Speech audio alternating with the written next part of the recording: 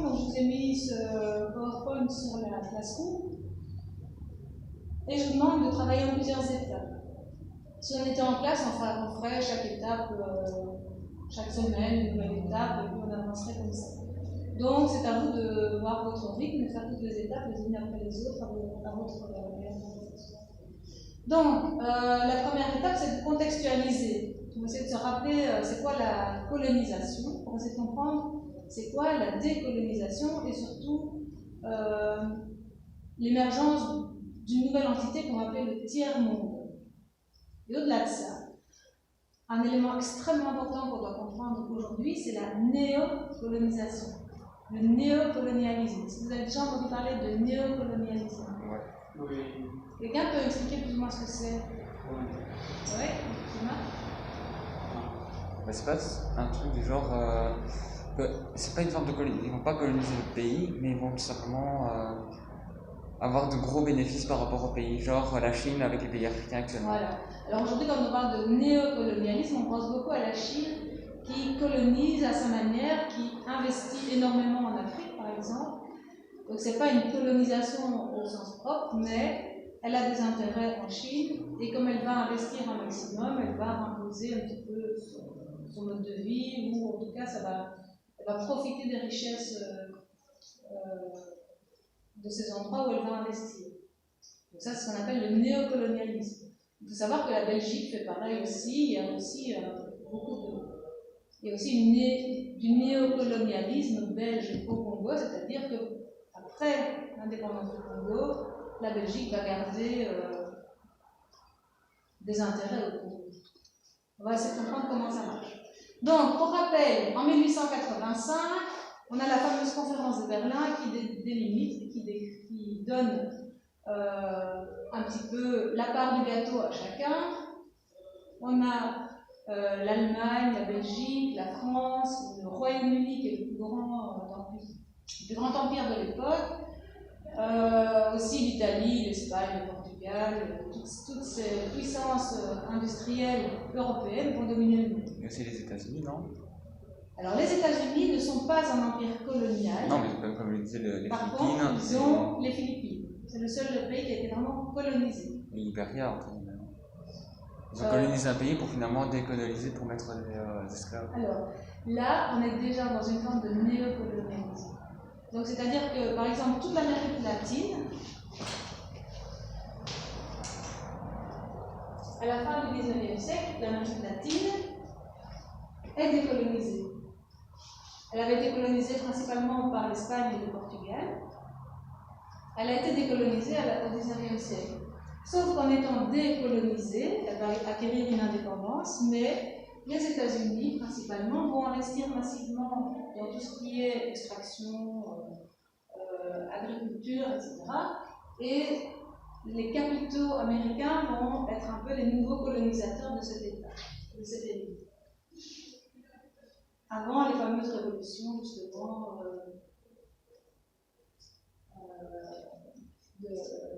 des années 60, Fidel Castro, Che Guevara, etc. Okay. Donc les États-Unis, c'est pas à ce moment-là des colonisateurs. Au contraire, les États-Unis, c'est un ancien pays colonisé qui a acquis son indépendance. Donc, idéologiquement, la colonisation, ils ne sont pas pour. Parce que eux sont nés sur une révolution pour l'indépendance contre l'Angleterre. Donc pour eux, ils ne sont pas pour l'indépendance. Idéologiquement, il y a aussi un autre pays qui n'est pas du tout pour la colonisation, l'URSS. L'URSS qui va défendre bec et ongle tous les pays qui vont demander leur autodétermination, donc leur indépendance. L'expansion coloniale entre la fin du 19e et le début du 20e siècle, là on voit les grands empires. Le plus grand, c'est évidemment la Grande-Bretagne, qui possède le Canada, l'Australie, la Nouvelle-Zélande, les Indes, le Nigeria, toute l'Union sud-africaine et quasiment tout le nord-est de l'Afrique. Et puis on a la France, avec l'Afrique occidentale française, c'est quand même énorme. Madagascar, l'Indochine, Et puis on a la toute petite Belgique qui est quand même une grosse part des gâteaux à elle toute seule. L'Italie va plus tard prendre la Libye, la Somalie et l'Érythrée. Et puis on a le Portugal, l'Angola, le Mozambique. Et l'Espagne qui garde aussi une partie. L'Allemagne, c'est que des colonies. Pardon? L'Allemagne. Et l'Allemagne. L'Allemagne qui, avant la Première Guerre mondiale, c'était le Cameroun, le Togo, une partie de l'Union sud-africaine. C'est une partie de l'Afrique du Sud, en bagarre avec la Grande-Bretagne. Et ça, c'est la Tanzanie. Ainsi que le Rwanda et le Burundi, qui seront donnés à la Belgique après 1914, après la guerre de 14-18. Le Cameroun, le Togo, la Tanzanie vont être donnés à la France et à l'Angleterre. Sous couvert de la Société des Nations. Je ne sais pas si vous vous rappelez ce que c'était la Société des Nations. C'était l'ancêtre de l'ONU. Non. SDN. SDN. Je crois que toi tu sais. C'est une alliance entre tous les vainqueurs de la Première Guerre mondiale. Oui. Pour remettre la faute de la guerre sur tous les pays qui ont perdu. Alors, et aussi ceux qui se portent contraire au niveau des idéologies, comme là aussi. Oui, alors au départ, la Société des Nations a pour objectif de maintenir la paix et donc de créer la paix entre tous les États qui ont été en guerre pendant le premier conflit mondial. C'est une volonté du président américain. Sauf que, au lieu de faire un système qui va permettre la paix, mais la Société des Nations, elle va donner naissance à une grosse inégalité, puisque l'Allemagne et l'Autriche vont être considérés vraiment comme responsables de la guerre. L'Empire ottoman va être complètement démantelé, et sous couvert de la Société des Nations, pour la paix, la France et l'Angleterre vont s'octroyer plein de colonies en fait. C'est à ce moment-là que la Palestine, le Liban, l'Irak, l'Égypte, tout ça s'est donné à la Société des Nations, mais c'est la France ou l'Angleterre qui va les gérer. Donc ils sont pas propriétaires, mais ils sont gestionnaires de ces États qui sont livrés un petit peu. On les donne à une entité qui est plutôt floue. Donc, c'est aussi une autre forme de colonisation.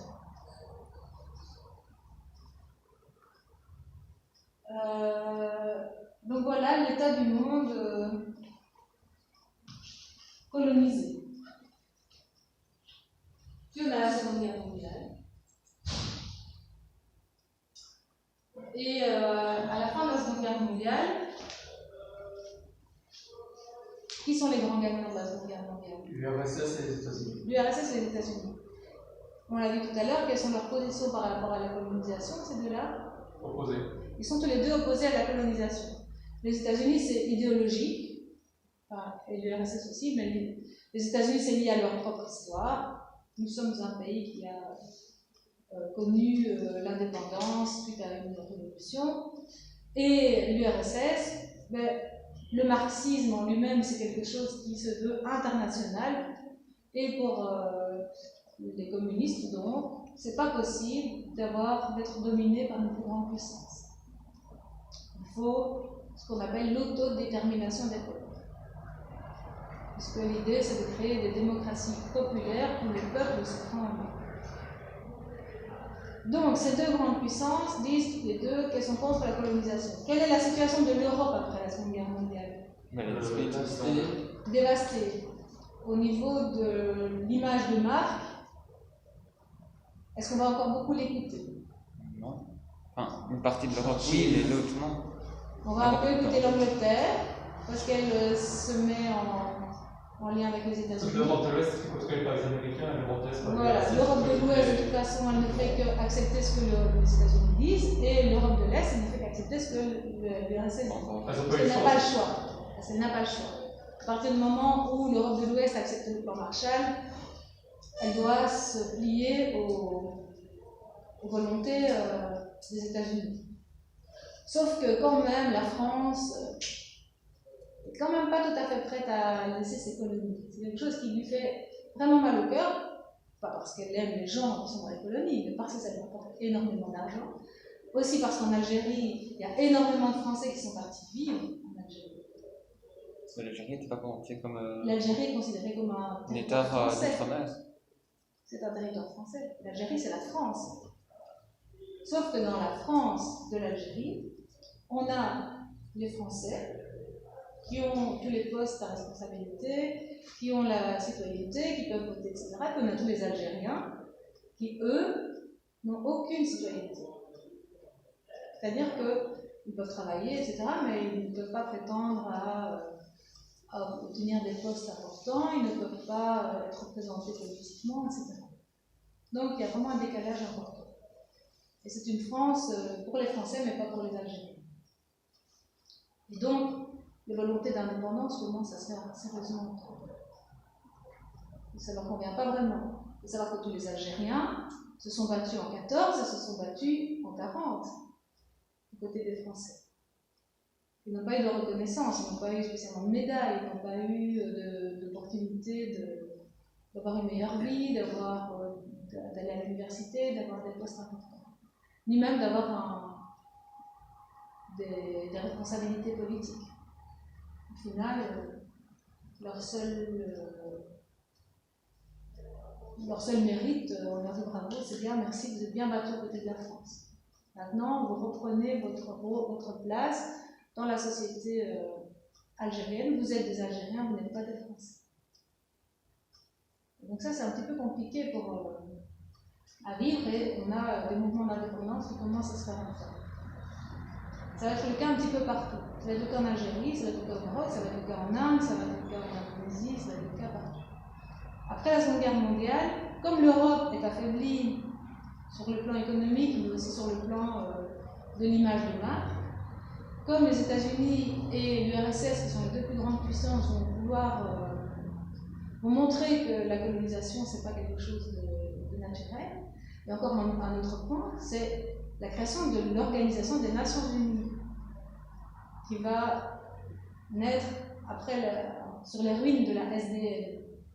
L'ONU, Organisation des Nations Unies, émet une charte, la Charte des Nations Unies, avec la Déclaration universelle des droits de l'homme.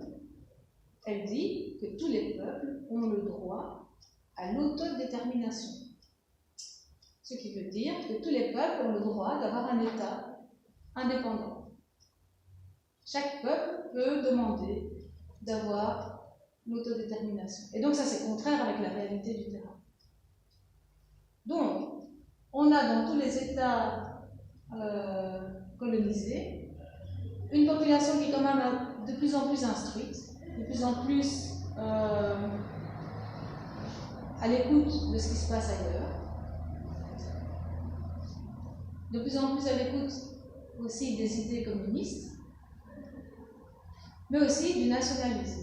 Le nationalisme, on l'avait vu, c'était la volonté de défendre sa nation. Et le nationalisme, c'est aussi l'idée de dire pourquoi ma nation, elle doit être dominée par une autre.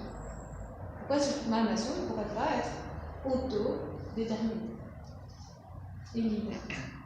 Et donc, ce nationalisme-là va naître dans tous les pays qui sont colonisés.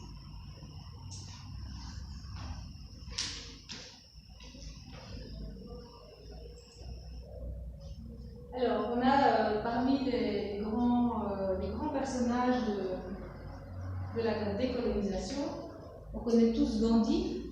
Vous avez tous entendu parler de Gandhi. Donc, c'est la personne qui a mené à la décolonisation en Inde par une idéologie pacifiste. Et on a plein d'autres. On parle moins de Léopold Sédar Senghor, qui est un écrivain, poète et homme politique sénégalais, extrêmement important, qui écrivait ce genre de choses. Au pied de mon Afrique crucifiée depuis 400 ans et pourtant respirante, laisse-moi te dire, Seigneur, sa prière de paix et de pardon. Seigneur Dieu, pardonne à l'Europe blanche. Donc il utilise des termes bibliques, hein, comme Jésus, pardonnez-leur, ils ne savent pas ce qu'ils font. Et il est vrai, Seigneur, que pendant 4 siècles de lumière, elle a jeté la bave et les abois de ses molosses sur nos terres. Et les chrétiens, abjurant ta lumière et la mansuétude de ton cœur, ont éclairé leur bivouac avec mes parchemins, torturé mes talbés, déporté mes docteurs et mes maîtres de science. Les talbés, ce sont les sorciers, si vous voulez. Leur poudre a croulé sous l'éclair la fierté des tatas et des collines. Et leurs boulets ont traversé les reins d'empires vastes comme une jour claire de la corne de l'Occident jusqu'à l'horizon oriental. Donc de l'Occident à l'Orient, ils sont tout dévastés. Et comme des terrains de chasse, ils ont incendié les bois intangibles, tirant ancêtres et génies par leur barbe paisible. Et ils ont fait de leur mystère la distraction dominicale du bourgeois somnambule. Seigneur, pardonne à ceux qui ont fait des Aspias, des maquisards, de mes princes, des adjudants, de mes domestiques, des boys et de mes paysans, des salariés, de mon peuple, un peuple de prolétaires. Donc il reproche à l'Europe d'avoir utilisé les Africains pour faire la guerre, pour faire en fait des boys. Vous savez ce que c'est les boys? Un esclave. C'est pas vraiment un esclave. Enfin, il est payé, mais en fait, c'est celui qui fait tout. C'est celui qui fait tout dans la maison. Tu l'appelles et hop, il vient, fais-moi ça, tout de suite. Et c'est mal. En fait, en Afrique, si vous vivez en Afrique, vous avez des boys. C'est-à-dire des gens qui font le jardin, qui vont faire des courses, qui vont faire manger. Et donc les blancs avaient des boys comme ça autour d'eux, mais pas que les blancs, aussi des Africains riches, c'est comme ça, ça fonctionne comme ça. Mes paysans, mes salariés, mon peuple, un peuple de prolétaires. Donc, les prolétaires, c'est ceux qui sont au bas de l'échelle sociale et qui ne peuvent pas. Car il faut bien que tu pardonnes à ceux qui ont donné la chasse à mes enfants comme à des éléphants sauvages. Et ils les ont dressés à coups de chicotte. La chicotte, c'était le coup de bâton qu'on donnait sur les fesses. Comme un bâton comme un coup de fouet. Ça existait vraiment, la chicotte. C'était une des punitions qu'on donnait aux Africains qui ne voulaient pas travailler dans les chantiers, notamment aux pauvres Belges. Et ils ont fait d'eux les mains noires de ceux dont les mains étaient blanches.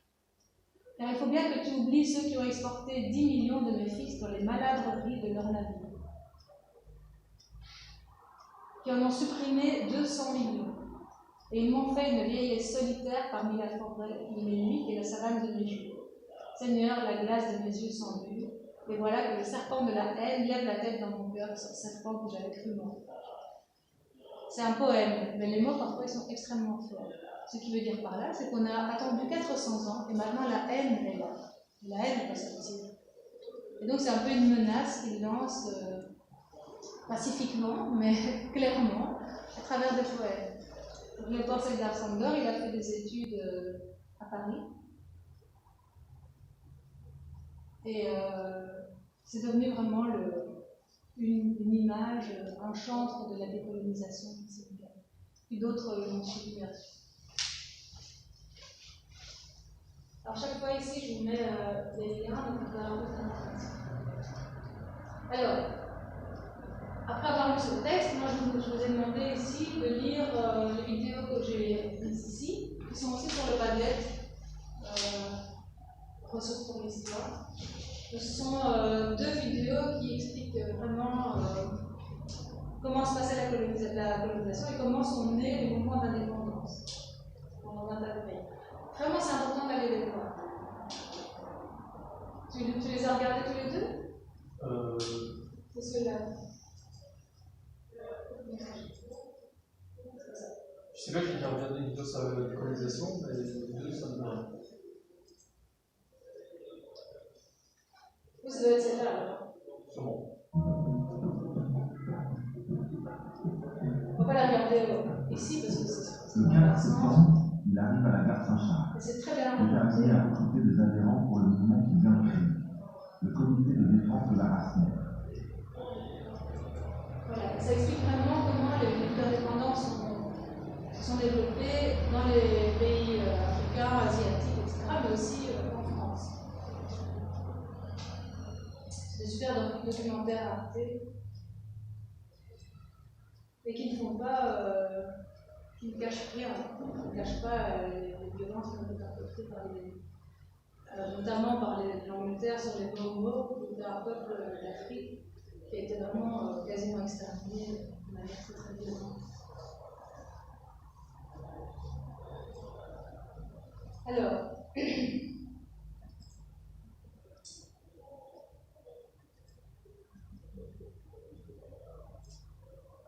comme des pays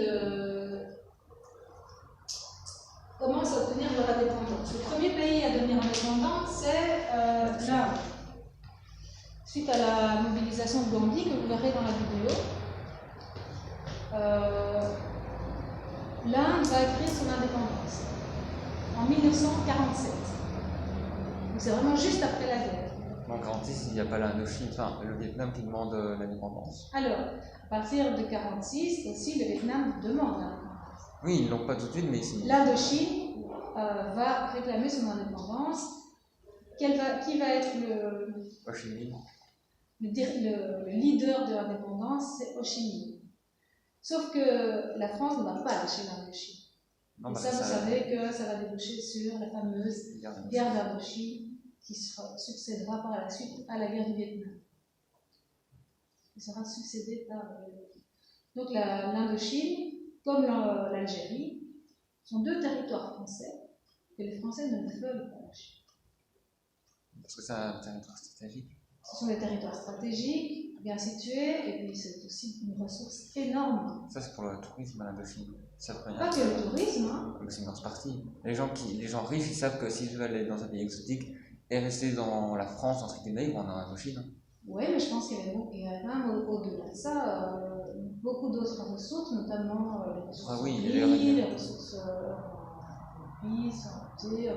oui, il y a les ressources asiatiques qu'on retrouve, mais surtout la population française. Et aussi le tourisme, mais c'est aussi l'Indochine, je pense que c'était un lieu stratégique aussi pour avoir c'est pour ça que les États-Unis sont rentrés en Asie.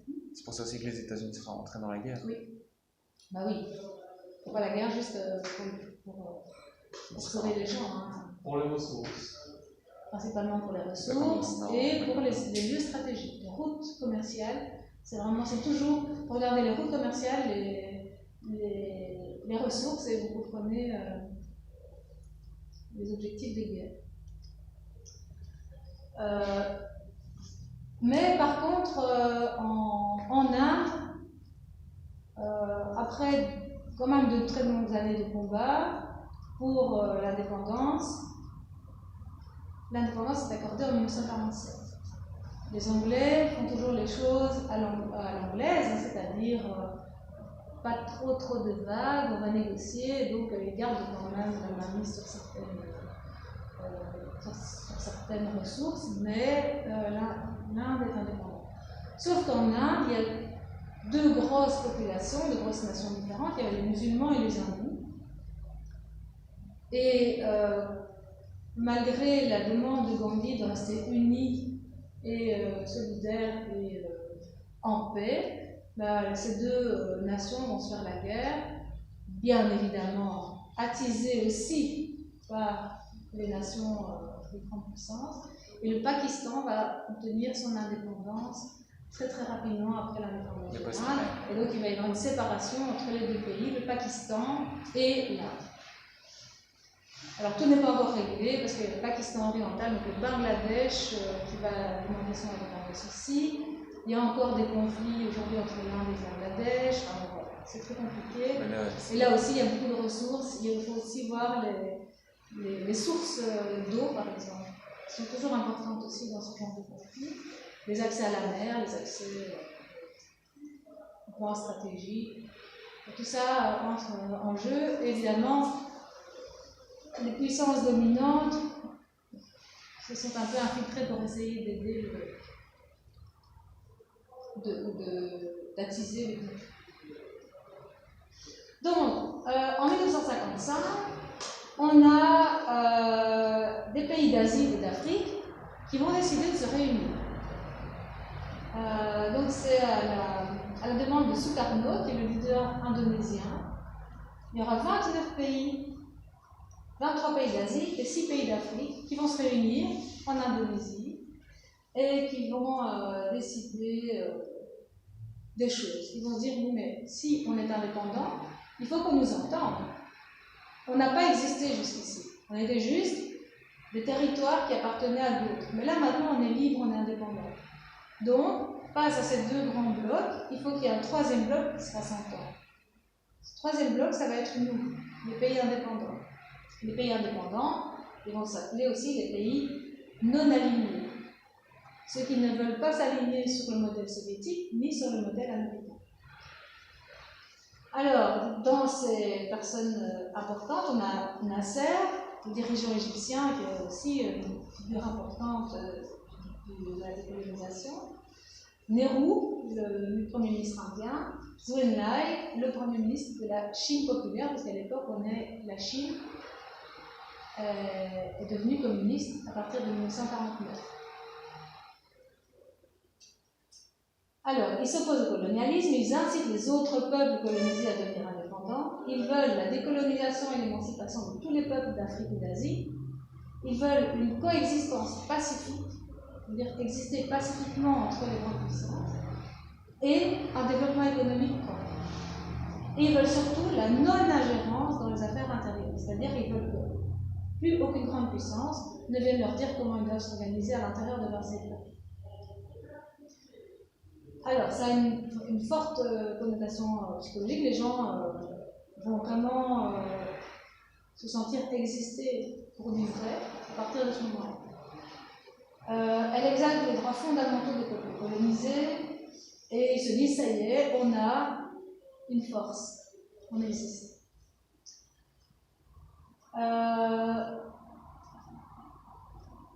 Comment est-ce que les Européens vont réagir à ça? Mais c'est ce qu'on va voir. Et les Américains et les Soviétiques. C'est à ce moment-là qu'on parle du tiers-monde. C'est un journaliste français qui a inventé ce terme, le tiers-monde, le premier monde, le deuxième monde, le troisième monde, mais qui est un peu comme le tiers-État à l'époque de l'Ancien Régime, c'est-à-dire qu'il existe, mais il doit encore faire la révolution avant de pouvoir avoir des droits comme les deux autres États. Donc on a, vous vous souvenez, dans l'Ancien Régime, on avait le clergé, la noblesse et le tiers-État. Ben là, il explique que dans le monde, on a l'URSS, les États-Unis et le tiers-monde. Ça va? C'est de là que vient le terme de tiers-monde.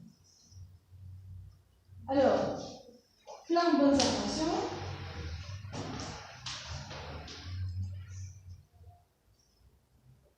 Est-ce que vous voyez bien l'image?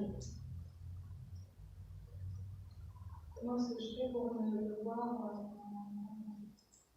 en diapo? Maintenant, vous voyez bien l'image? Vous pouvez agrandir depuis le tableau. Hein. Pardon? Vous pouvez agrandir depuis le tableau en faisant ça. Ah, je peux faire ça sur le écran. Non, je sais pas.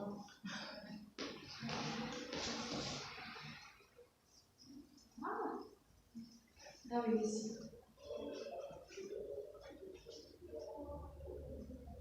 Non, pas les. Non,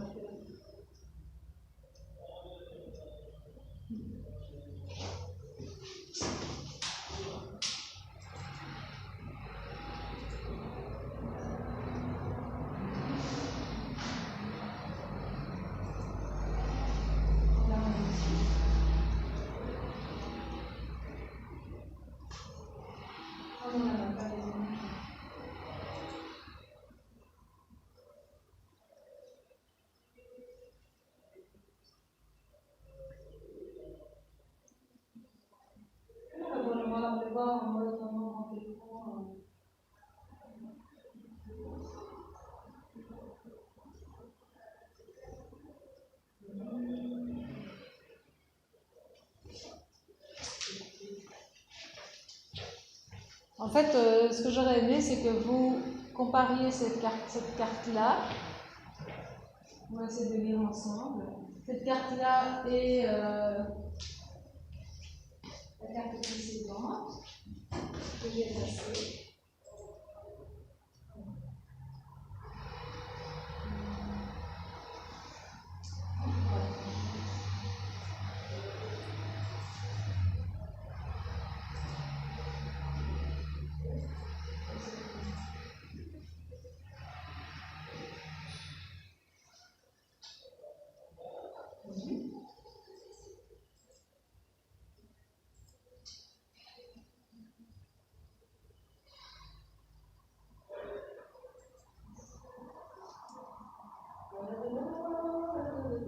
On fait une petite chanson en attendant pour que je cherche.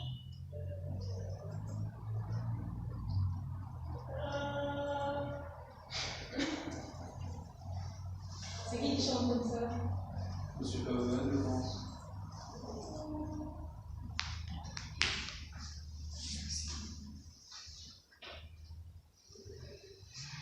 Bon, est-ce que vous voyez bien ça?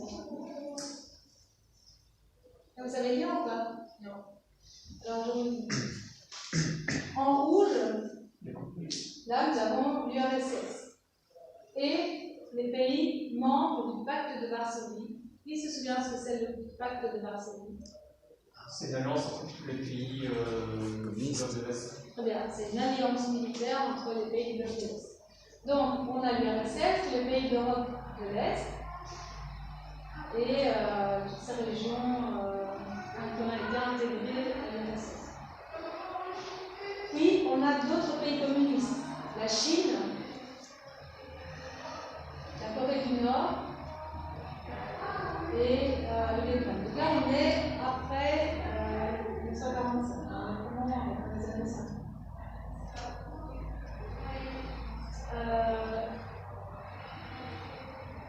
Et puis, ce que je dis, on est dans les années 60, on est vraiment après la décolonisation. Le Yémen, l'Éthiopie, l'Angola, le Mozambique, et puis on a des pays alliés au bloc communiste. Vous voyez, la Libye, l'Algérie, on a tous ces pays qui sont alliés au bloc communiste. Bien sûr, Cuba et le Nicaragua.